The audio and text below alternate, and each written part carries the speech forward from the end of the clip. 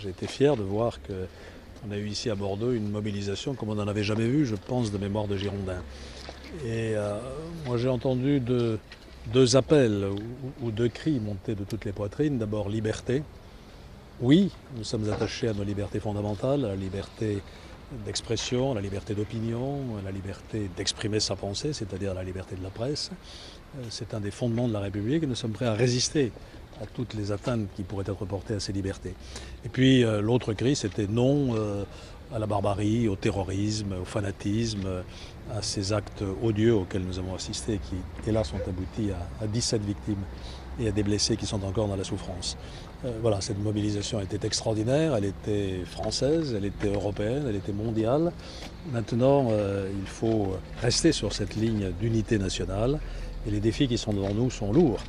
D'abord, il faut nous donner les moyens de lutter efficacement contre les réseaux terroristes. C'est une affaire d'organisation, de textes législatifs ou réglementaires, de moyens humains, de meilleure coordination entre nos services de renseignement, les services européens, les services américains. Le Premier ministre lui-même a parlé de failles. Il est donc important que toutes les leçons soient tirées de ce qui a pu dysfonctionner au cours des derniers jours. Et tout ceci vraiment sans esprit de polémique et avec la recherche de solutions consensuelles. Le deuxième enjeu, qui est aussi tout à fait primordial pour notre République, c'est de garantir à nos compatriotes juifs la sécurité à laquelle ils ont droit. Quand j'entends des Juifs de France nous dire qu'ils vont quitter notre pays pour partir en Israël, eh bien, je pense que ce serait un échec de la République. Ils sont ici chez eux, c'est leur pays.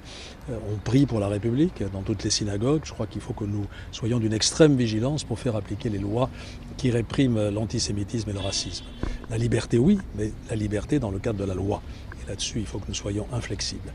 Et puis enfin, il y a la communauté musulmane, qui est aujourd'hui aussi dans la tourmente, qui est travaillée par des mouvements contraires.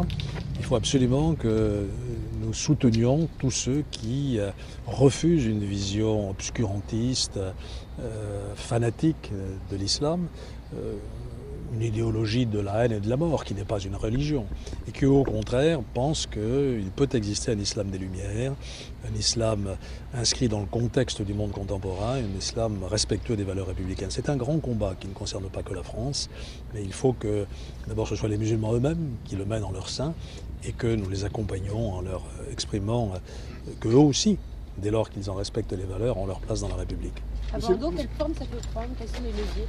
À Bordeaux, nous avons déjà mis en place quelque chose qui a bien fonctionné pendant cette semaine de crise, qui s'appelle Bordeaux Partage, c'est-à-dire la réunion des responsables catholiques, protestants, orthodoxes, juifs, musulmans, bouddhistes même. Pourquoi ne pas y associer aussi des libres penseurs? Nous nous réunissons régulièrement pour réfléchir sur un certain nombre de questions de société. La prochaine réunion a été programmée au début du mois de février. Eh bien, nous allons peut-être lui donner encore plus de résonance. Le dialogue, la compréhension mutuelle, la lutte contre l'ignorance sont des vecteurs essentiels et nous pouvons y contribuer. Ensuite, à Bordeaux, la sécurité aussi, sécurité de la communauté juive, je l'ai dit. Je n'imagine pas Bordeaux sans sa communauté juive. Il faut donc là aussi lui donner toutes les garanties nécessaires, mais sécurité au sens plus large du terme. On ne peut pas laisser se créer des quartiers de non-droit. Fort heureusement, il n'en existe pas à Bordeaux, mais il y a des secteurs où les tensions sont là. Je pense notamment au secteur de Bacalan et je souhaite réunir le conseil local de sécurité et de prévention de la délinquance pour précisément prévenir par des mesures adéquates. Et puis enfin, le dialogue, je viens de l'évoquer, le dialogue avec la communauté musulmane et aussi la vigilance dans ce domaine. Il y a des comportements qui ne sont pas acceptables parce qu'ils ne sont pas compatibles avec les principes de la République. Je pense à l'école. Voir des enfants refuser d'observer une minute de recueillement à la mémoire des victimes, quelles qu'elles soient, dans le cadre de ce grand mouvement d'unité républicaine, eh ben, ça ne peut pas se tolérer. Il faut comprendre pourquoi. Il faut, avec l'éducation nationale, trouver des réponses. Je souhaite rencontrer le recteur et l'inspecteur d'académie pour en parler avec eux, de façon que la ville puisse prendre sa part dans ce qui est son domaine de compétence, c'est-à-dire les écoles élémentaires.